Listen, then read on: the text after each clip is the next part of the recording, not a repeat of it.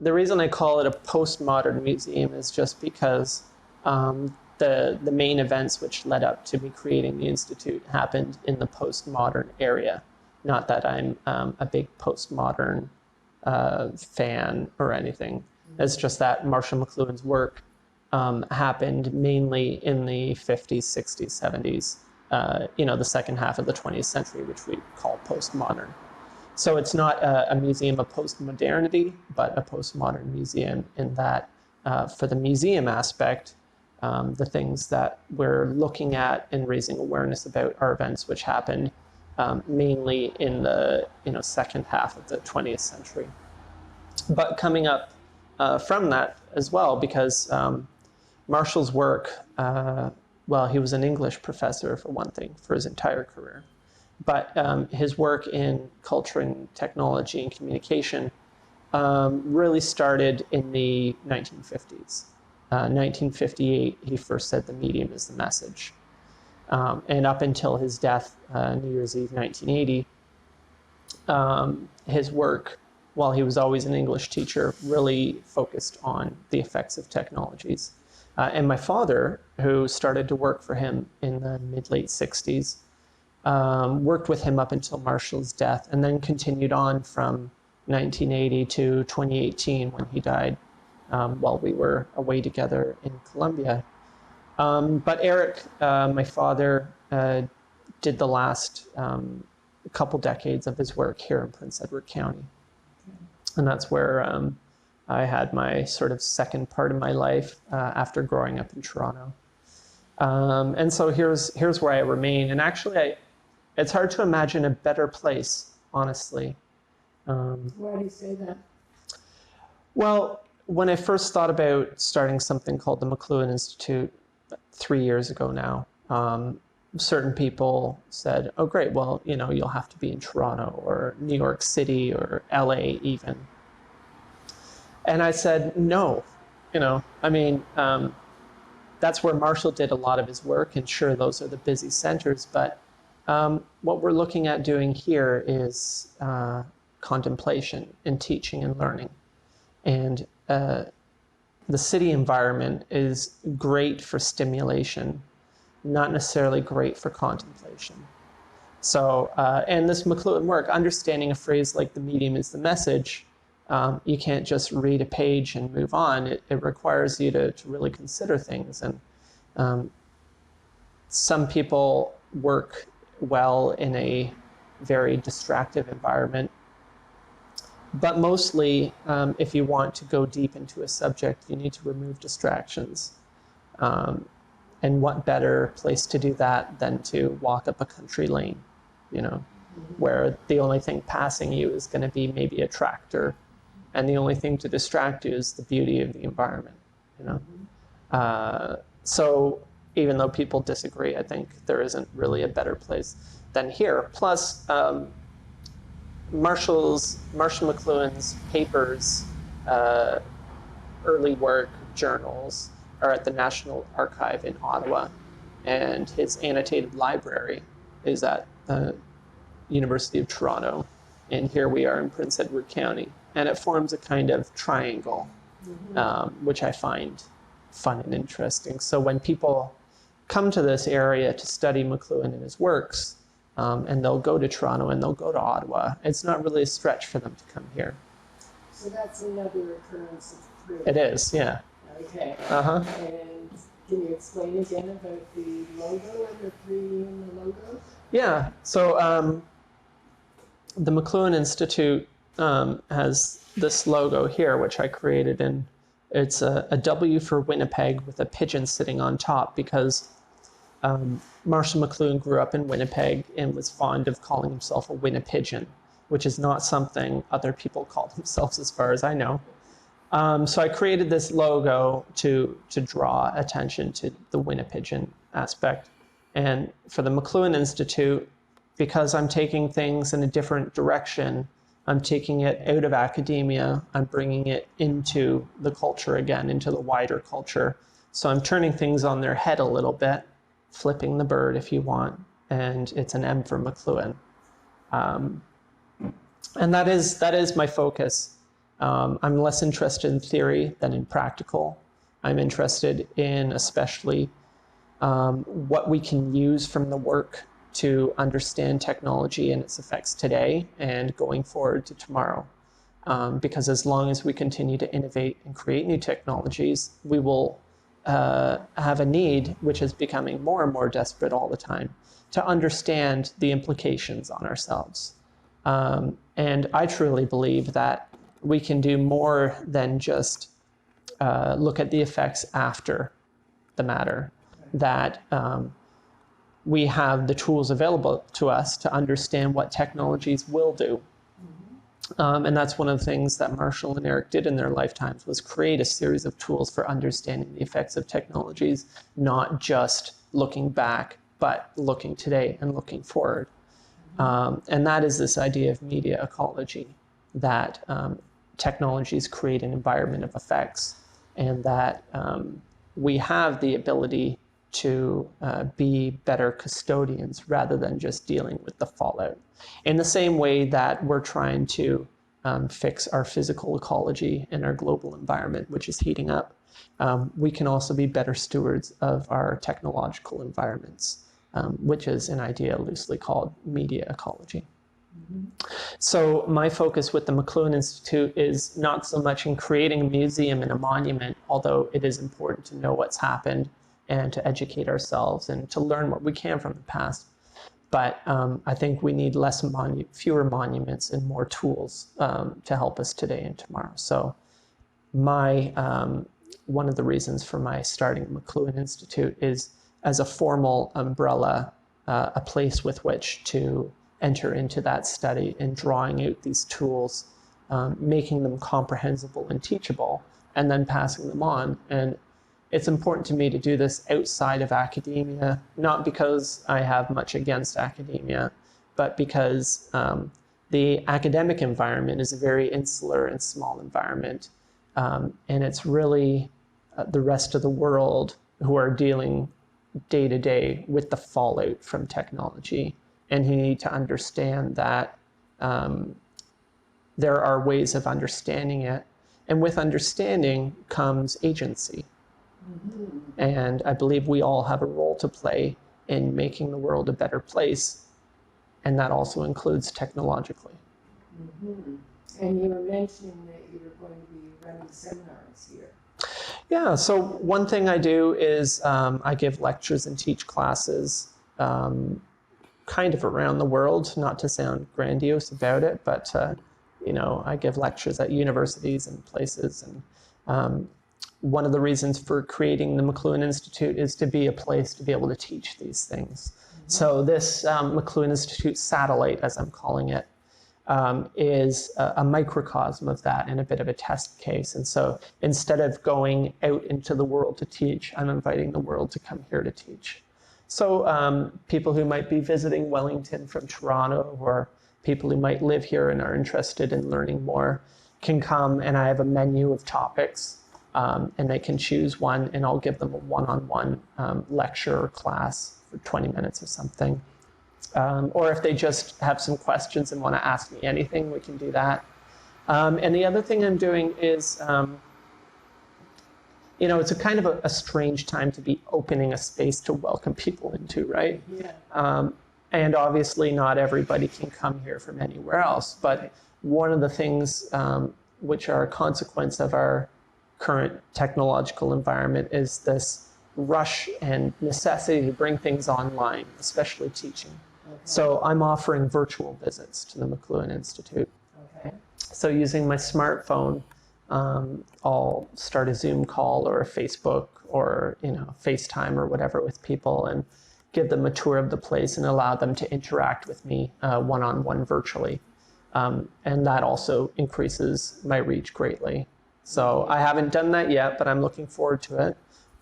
Pardon me, if anybody's interested, they can email me satellite@themcluhaninstitute.com and arrange for a time to have a virtual or in-person visit. Wonderful. Yeah. Now you were giving workshops for kids as well, for classroom workshops. Yeah. The topics which I teach are for all ages. Some topics are more advanced or difficult than others. But I've been gratified to find that you can teach introductory thoughts on the effects of technologies to children as young as grade 5 and 6. Okay. I haven't tried too much younger than that. Yeah. I've taught at a school here in Prince Edward County. I've taught at a school in Toronto, grade 5, 6 class. Yeah. And I basically taught them what the medium is, the message means, Okay. through an exercise called figure and ground.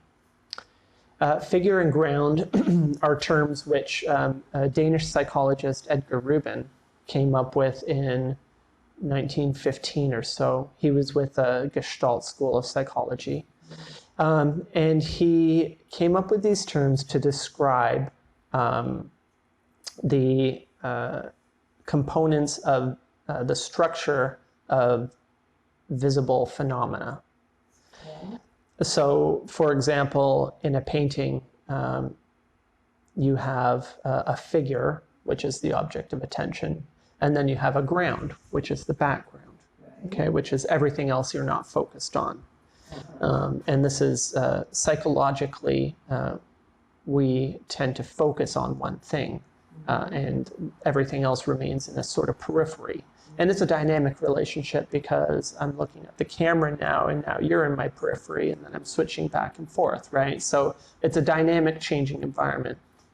Well, Marshall McLuhan appropriated these terms to describe the more invisible environment that accompanies a technology.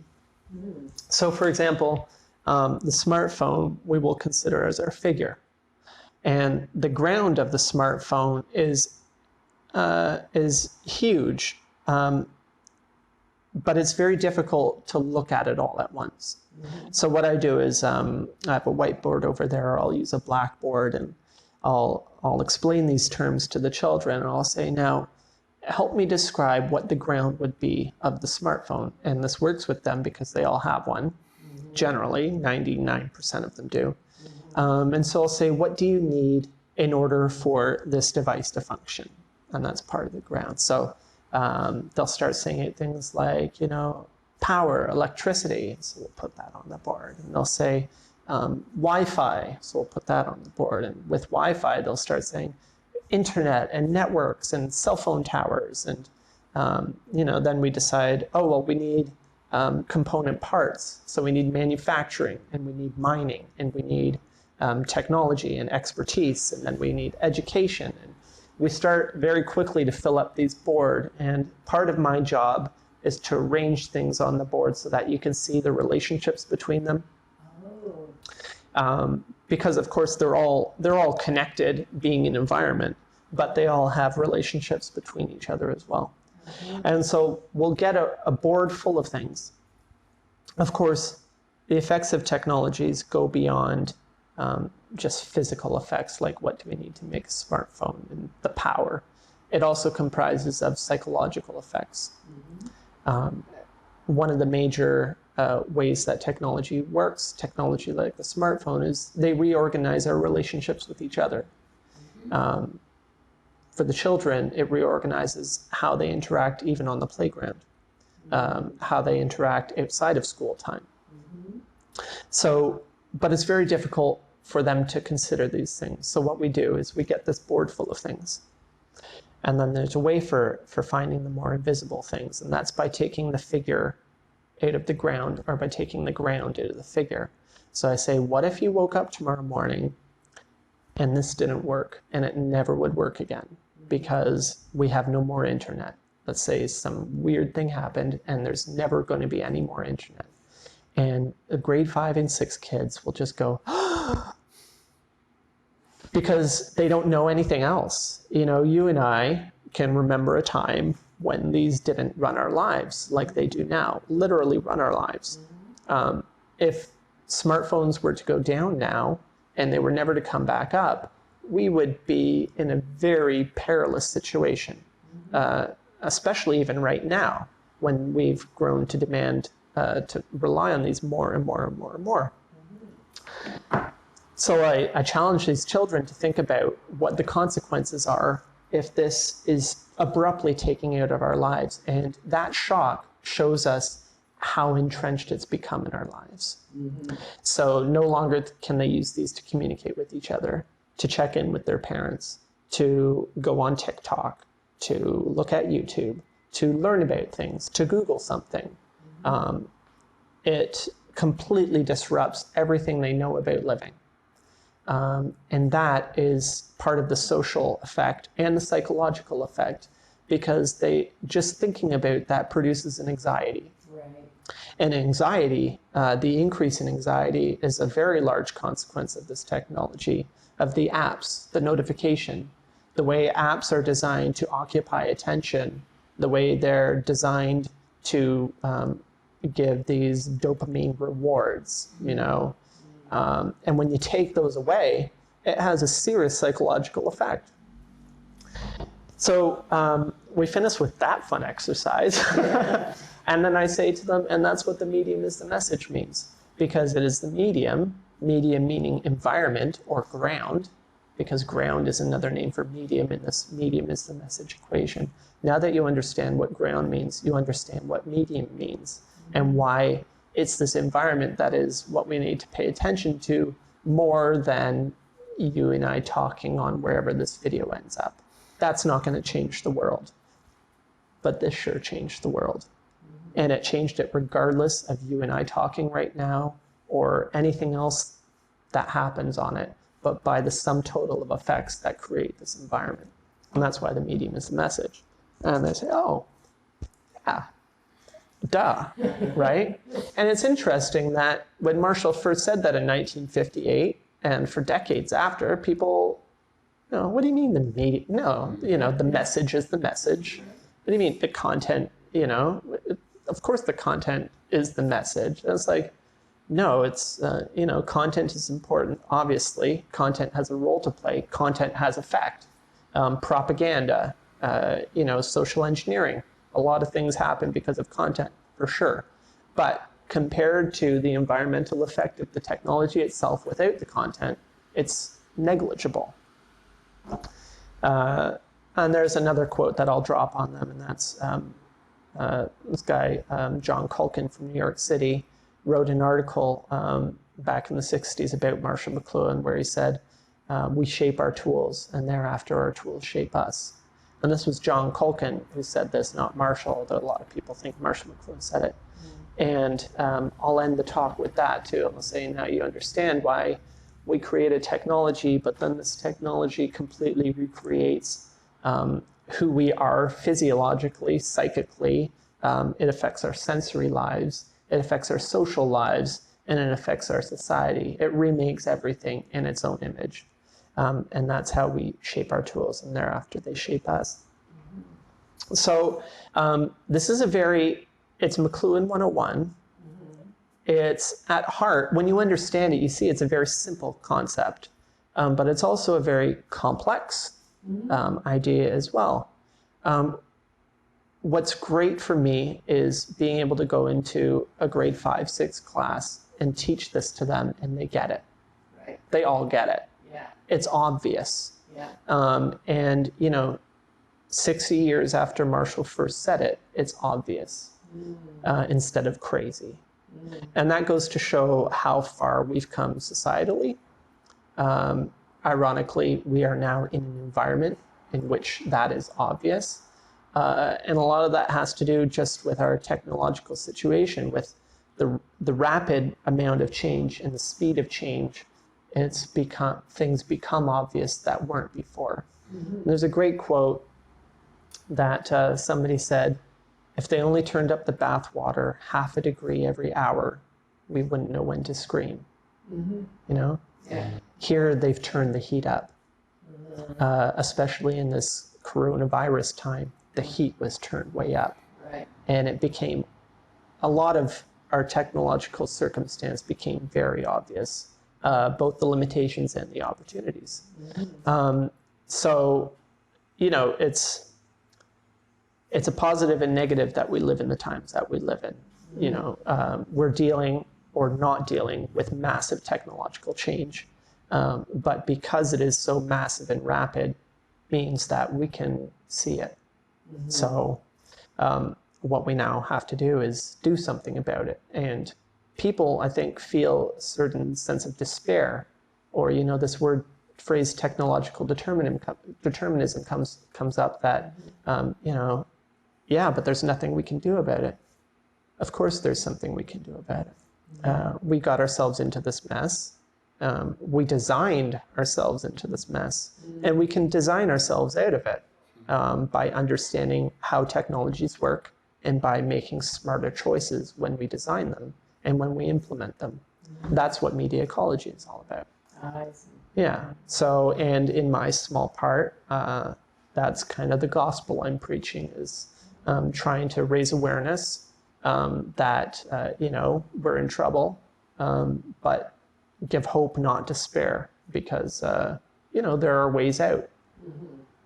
Are you the first person to interpret it for grade 5 and 6 level? I don't know. That's probably not. I think media literacy, as they call it, is a subject that's taught to very young ages. But media literacy and media ecology are different things. Yeah. Media literacy, generally in the field, in schools, means teaching kids how to use iPads. And of course, this is not teaching them the effects of these technologies, the implications of them. This is creating more users, which, although I think people's hearts are in the right place, I don't think is very helpful. Right. Yeah. So I advocate less for media literacy and more for media criticism or media ecology. Because I think if you're just teaching people how to become better addicts, I'm not sure how helpful that is. Yeah. I mean, obviously we live in the world we live in. We need to use the tools that our society is geared to using. But we also need to teach,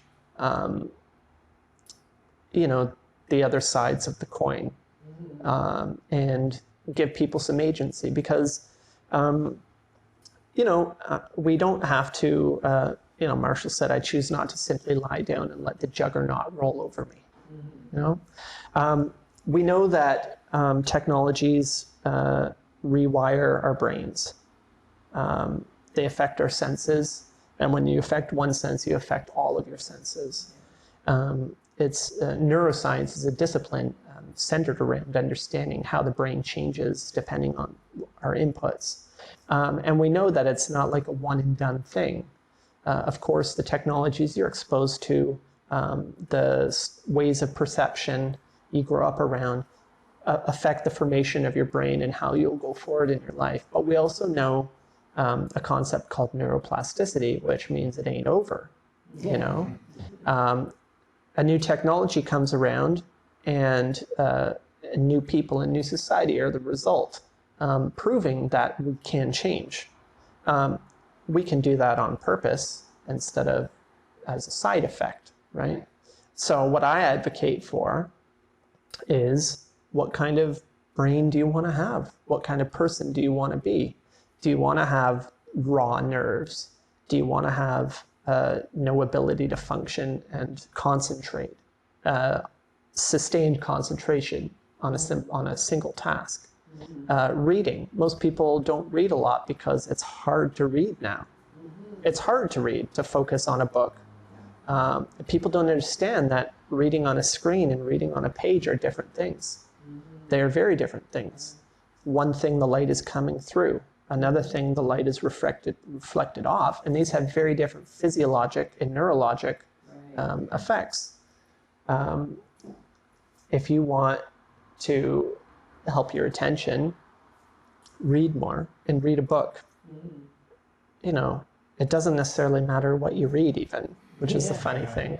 Because coming back to the idea of the medium being the message, it's not so much what you're reading, but how you're reading. So, if it's easier for you to read a Harlequin romance, read a Harlequin romance. If it's easier for you to read the newspaper, read the newspaper, but read it on paper and as much as you can. And that's one way that you can balance your own ecology. Right. You know, I'm not saying it's a prescription for freeing yourself from whatever technological bondage. I don't even know, because you know I'm not any kind of doctor or scientist. I don't even know to what extent it works, but I know that it works. Yeah. And I think if you experiment, you'll find the same thing. Especially I'm ramming this home because especially in a time like this when, although it's opening up now, people have been forced to rely more and more and more on digital and screen technologies because you couldn't go to the library, for example. Right. You couldn't go to the classroom. I happen to live surrounded by books, so I have no shortage of reading material, and I'm lucky. But for other people, they've had to rely more and more on screens. And I think if you analyze what's been happening in the world the last few months, you'll see a rise in certain, you know, human behaviors, emotions, and different things, which, you know, are the result of things like that, of our technological circumstance and raising that temperature through the roof. So as much as it's possible to balance, I advocate for balance. And go on an experiment, you know, think of it as a media diet. And the thing is, unplugging isn't enough. You know, if you want to cultivate the kinds of things which were, you know, a result of widespread literacy in decades and centuries past, you need to go back there and you need to use those technologies. And people need to understand what a technology is, because technology doesn't end with a plug, you know. Our opposable thumb is a technology. You know, my watch, which doesn't have a battery, but runs on bumpers inside that wind as you move, that's a technology. The pencil is a technology. Your fork and spoon are technologies. These are things which, you know, have effects on us psychically, socially, sensorily, and consider the kind of effect you want and head to that tool.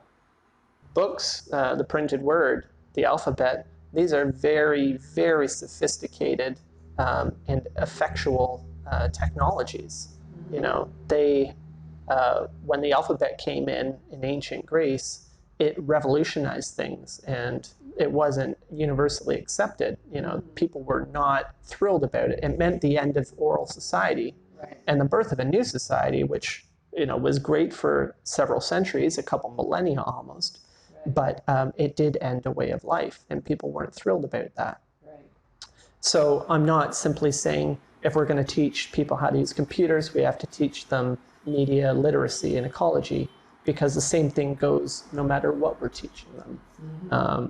It's very simplistic view of technology to think it ends at the end of a power cord.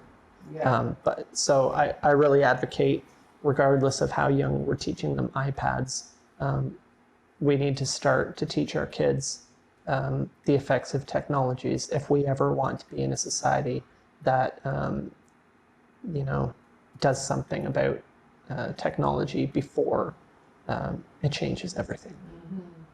So do you actually get into anything about neuroplasticity with them? Do you talk Oh, about sure. I mean, sensory again, learning? I haven't studied neuroscience all that much. Yeah. I bring it up It's pretty common knowledge now, a lot of it. for you and I, not necessarily for, you know, No, not 8-year-olds. really, yeah. So I'll bring it up, and just the same way I did with you, I'll say there's a science called, you know, there's something called neuroscience where we study the effect of the brain, Okay. and I'll teach them the idea that input in, effect out, you know.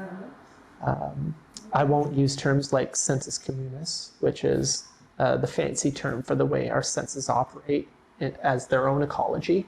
Okay. There's a, you know, you hear about people who went blind later in life, and all of a sudden they can't see. And they talk about how all of a sudden their oral acuity goes through the roof, or their sense of touch becomes heightened. And that's because when you affect one sense, you affect them all. This equilibrium among the senses, which is called the sensus communis. And that happens when you cut somebody's eyesight out. That's this raising of that temperature. But it also happens when you sit in front of a screen 6, 8, 12 hours a day. You're overemphasizing that input, and it affects your other senses, which then affects your nerves and everything else from there on out. Exactly. So I don't go into that level with them, but it's all about shedding a little bit of light. Planting seed, adding a bit of water, a bit of light, and seeing what can grow from there. Is there anything you offer them as a takeaway for when they have to utilize this information they just received in their daily life? Any little exercises they take home, or wrap up with them? I do that for other classes, for older grades, when we get a little more deeply into specific effects of technologies. Okay. For children that young, I'm not about to give them homework. No. Hopefully, if I've done my job, I've stimulated their curiosity. Okay. Right? And then they go from there. Okay. Hopefully this stays with them, and it's not like onto lunch or onto snack and recess. And when their parents ask them what they did at school today, I don't know. Hopefully it's the beginning of a conversation, an inner dialogue, even if it's not at the conscious level. Hopefully it's at the conscious level, because that is what it's about. But my job ends when I leave the classroom, and then it's up to them and to their teacher. It's up, and I don't want to put too much on teachers because they have a very, very closed system within which to operate, and there isn't a lot of wiggle room for them. It's not like they can all of a sudden decide to focus their kids' attention on media studies, right? Like, it's not possible. So hopefully all I can do is hope to inspire their curiosity and wonder, and that they'll take it from there. Yeah. That's great. It just sounds like it would be wonderful to be in that class with all these excited kids who are discovering new things. You know what? It's the best thing. I love teaching. I love speaking to people. I want to do it more and more and more. So if anybody's watching this, reach out to me at the McLuhaninstitute.com and bring me.